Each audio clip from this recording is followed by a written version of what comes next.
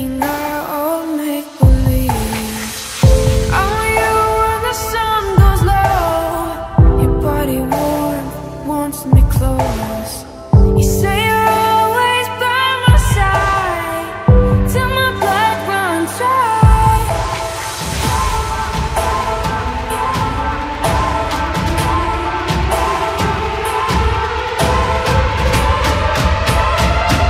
I'll take you for a drive.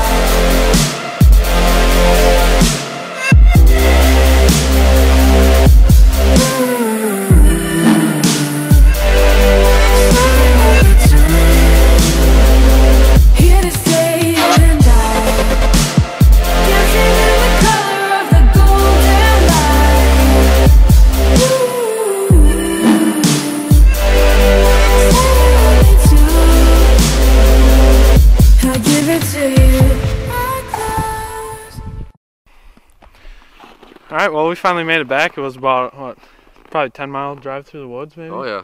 It's pretty crazy. We found this lake a long time ago. Yeah, probably found it 4 or 5 years ago. Yep.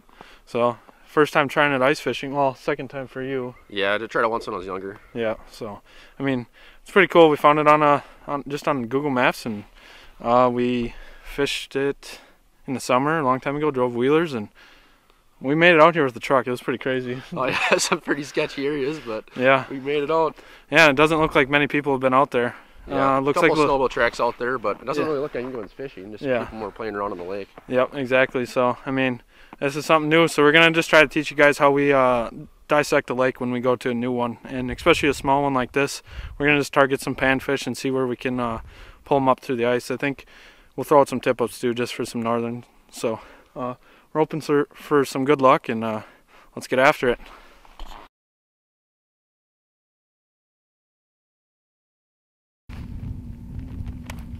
Alright guys, so we started out finally. We drilled a couple holes, and we kind of just looked at the lay of the land, because like we said earlier, we've never fished this before, and there's no lake maps or anything of this lake, so we kind of had to go on our best judgment. And what we did is we just kind of looked at the lake. You can see behind it, it's pretty flat over here, and then it's really steep on our left over here. And so it's February, and the fish are still, you know, to find panfish, that's what we're going after, some sunfish and maybe some crappies. But this lake, we drilled a bunch of holes going out deep and whatnot, and started out in about 9 feet, and we wanted to stay in about a 13-foot range, 13 to 15 feet. And that's where we think the panfish will be. Dave already has caught one, and I think he's in 13 feet. Dave, you in 13? 11. He's in 11, so. And I'm in 13 right now, so I'm on a little deeper side. But I mean, we get the school of fish to kind of come around, so we're just playing with this for right now. And we got some fish working. He's got a nice fish on the ice, and we're hoping to maybe work down to our left over here a little bit. That's where I was talking. It's steep and goes into what looks like a channel area, so there could be still some green weeds over there that the fish are still hanging around. So you guys stay tuned. Let's try catching fish. There's a nice fish. Oh, yeah. Nice crappie. Oh, there you go. Woo! Look at that. Eating some goldfish and catching some nice fish. Look at that. That's a probably 11-incher. 10.5 to 11-inch. We were marking some good fish right away till we set the house up, of course. And we ended up setting up the house and not catching anything worthy. Now we got this nice fish right here. Nice crappie. That'll probably go on the ice. We'll have Grandpa Gene clean it up for us later on.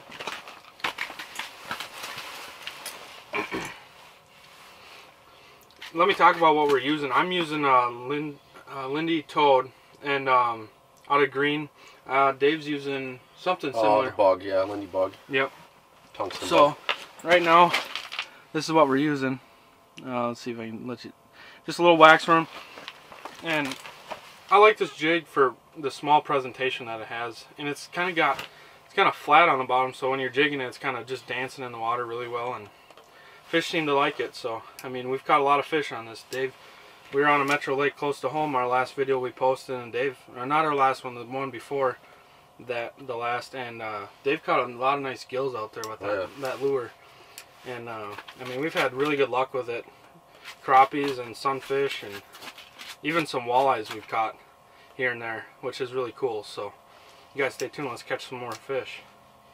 Well, I decided to kick Dave's aerator down the hole, so he's a little mad, but the lake's getting aerated. If you can see this right, see the bubbles coming up? It's aerating the lake for us, so all the fish will have enough oxygen throughout the year. I mean, CRP, whatever.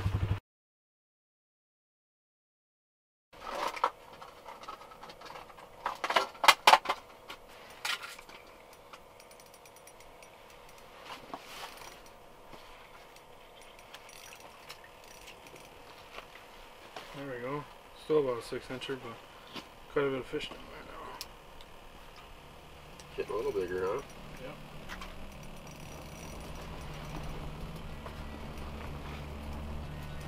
A little bit better fish. Still 6-7 inches, 6 inches maybe. Looking to get some bigger ones. Oh, there we go. Finally.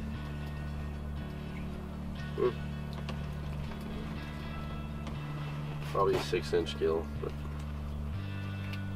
you know what? Let's be realistic here. Not every fish is big. Yep, exactly. It may seem like it on every show you watch, but who catches 8 to 10-inch gills all day? No one. You gotta weed through them.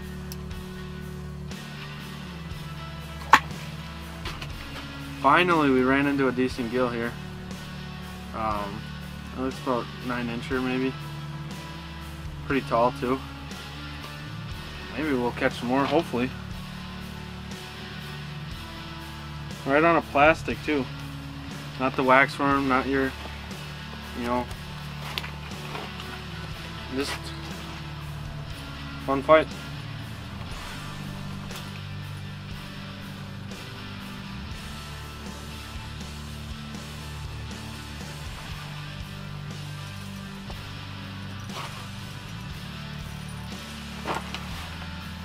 Just a really good fighter.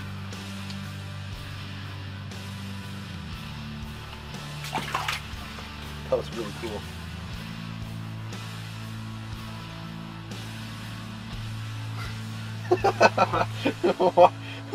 What happened here? Something's wrong. He's a little upside down. Little fall hooked. Yeah, no, his hook's fine. He just swam in circles and wrapped around his fin.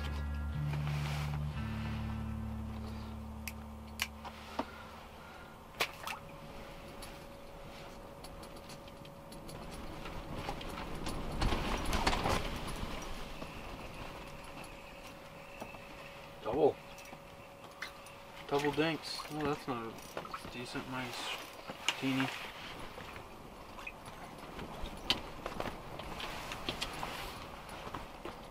Yeah, smaller than yours.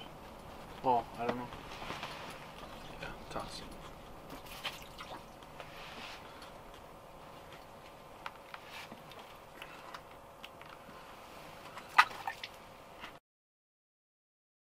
Give him an update, homie. You're on. Well, I was trying to fish out the aerator with the Lindy Darter, and pike kind of got my way here. First fish ever caught on a darter, but wasn't the intentions of what I was trying to catch. But hey, it's a fish.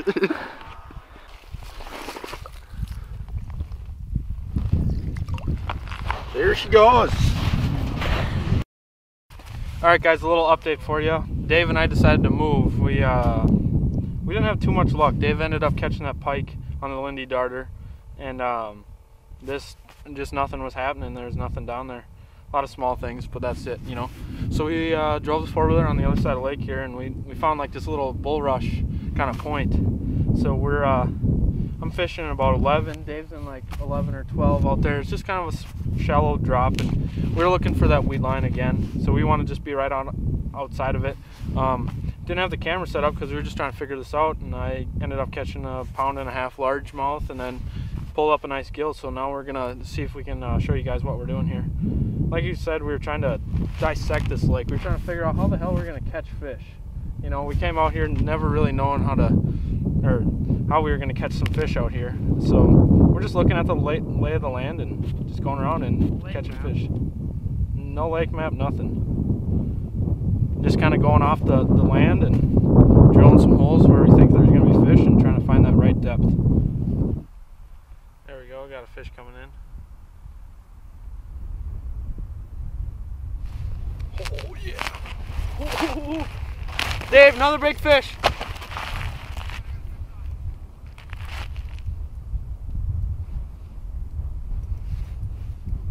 I don't know what this is. This thing's nice.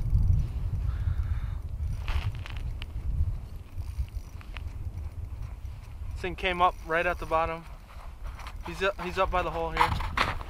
Pike? I don't know. He's gotten close a couple times. Another big largie. Another nice one.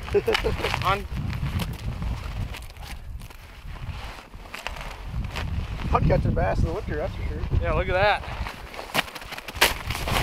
Nice another largie.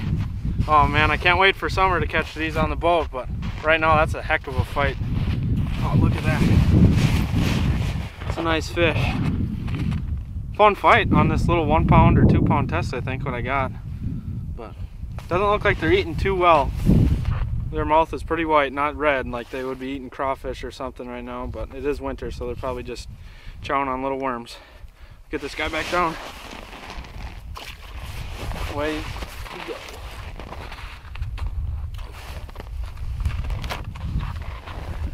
That's pretty crazy.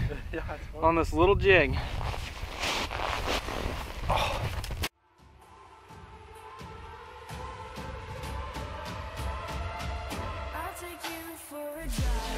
Thanks for watching this episode of Buzzed Outdoors. We want to thank both our sponsors and our fans for helping us chase the buzz. Until next time.